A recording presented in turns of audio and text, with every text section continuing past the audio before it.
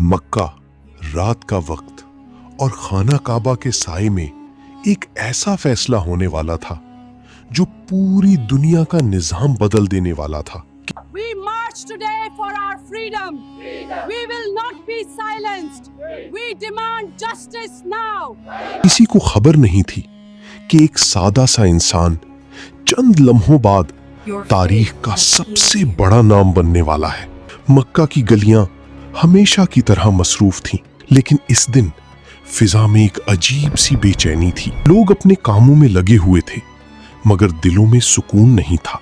इसी शहर में एक शख्स रहता था, ना कोई खास पहचान, ना कोई शान और शौकत, सादा लिबास, नर्म लहजा और निगाहों में अजीब सी गहराई। लोग उसे मोहम्मद बिन अब्दुल्ला के नाम से जानते थे। वो बाजार में आते, लोगों के मसाइल सुनते, खामोशी से मदद करते और वापस चले जाते।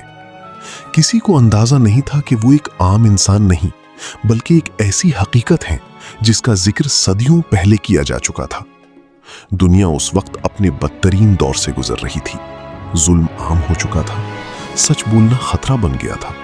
लोग अपने फायदे के लिए किसी भी हद तक जाने को तैयार थे। ऐसे में मोहम्मद बिन अब्दुल्ला अक्सर तन्हाई में चले जाते।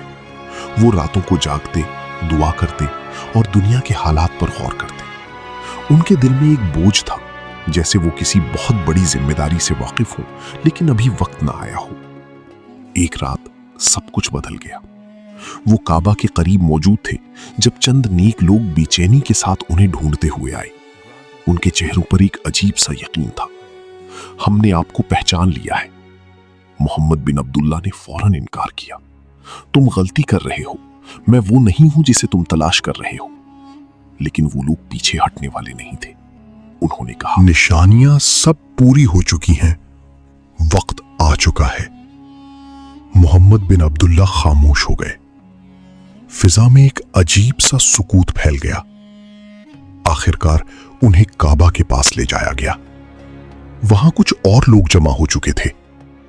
एक एक करके सबने उनके हाथ पर बैत करना शुरू कर दी। हम आपको अपना इमाम मानते हैं।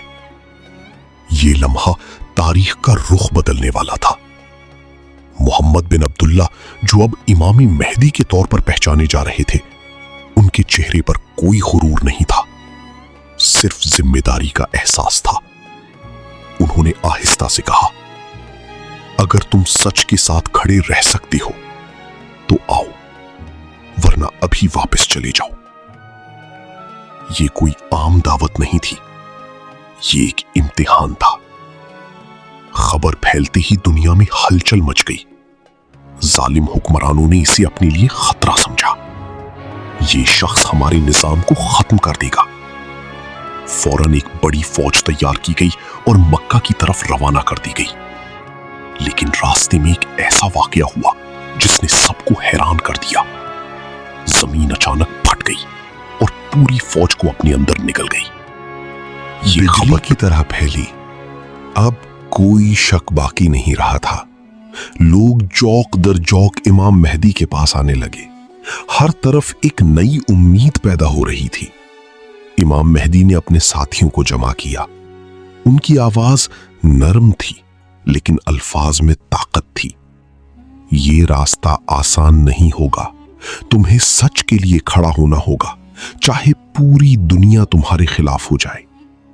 लोगों ने एक दूसरे की तरफ देखा और फिर सब ने सर झुका दिया। ये सिर्फ एक शख्स की क़यादत नहीं थी, ये एक इनकलाब की इब्तिदा थी। दुनिया बदलने लगी।